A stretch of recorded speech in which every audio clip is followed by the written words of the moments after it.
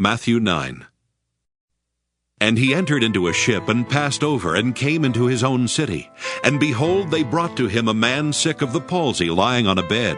And Jesus, seeing their faith, said unto the sick of the palsy, Son, be of good cheer, thy sins be forgiven thee. And behold, certain of the scribes said within themselves, This man blasphemeth. And Jesus, knowing their thoughts, said, Wherefore think ye evil in your hearts? For whether is easier to say, Thy sins be forgiven thee, or to say, Arise and walk? But that ye may know that the Son of Man hath power on earth to forgive sins. Then saith he to the sick of the palsy, Arise, take up thy bed, and go unto thine house. And he arose, and departed to his house.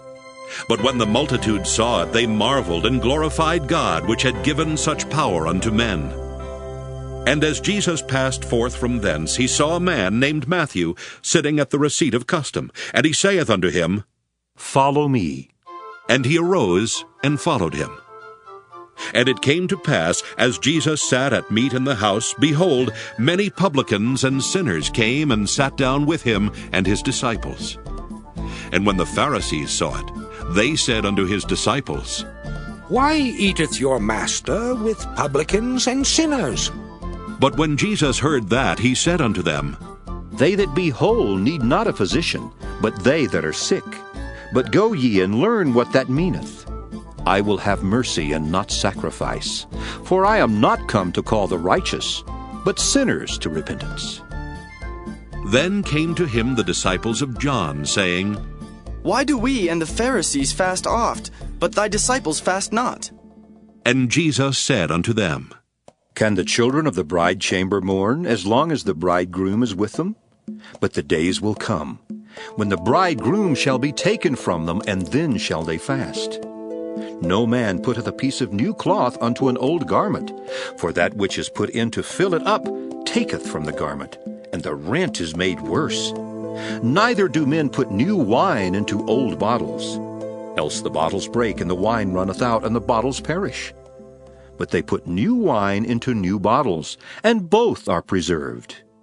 While he spake these things unto them, behold, there came a certain ruler, and worshipped him, saying, My daughter is even now dead.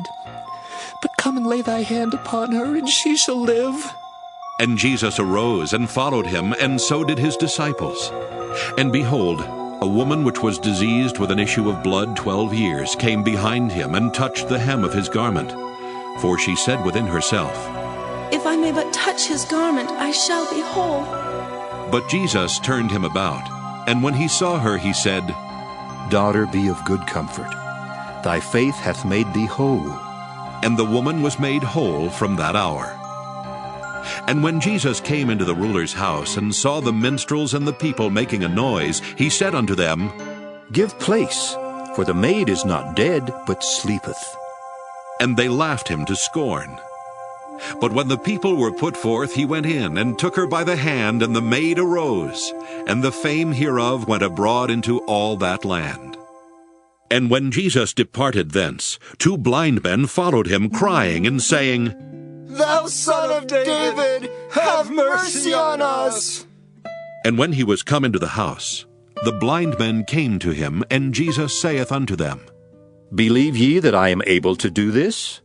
They said unto him, Yea, Lord. Then touched he their eyes, saying, According to your faith, be it unto you. And their eyes were opened. And Jesus straitly charged them, saying, See that no man know it. But they, when they were departed, spread abroad his fame in all that country. As they went out, behold, they brought to him a dumb man possessed with a devil. And when the devil was cast out, the dumb spake. And the multitudes marveled, saying, It was never so seen in Israel. But the Pharisees said, He casteth out devils through the prince of the devils. And Jesus went about all the cities and villages, teaching in their synagogues, and preaching the gospel of the kingdom, and healing every sickness and every disease among the people. But when he saw the multitudes, he was moved with compassion on them, because they fainted and were scattered abroad, as sheep having no shepherd. Then saith he unto his disciples, The harvest truly is plenteous, but the laborers are few. Pray ye therefore the Lord of the harvest, that he will send forth laborers into his harvest.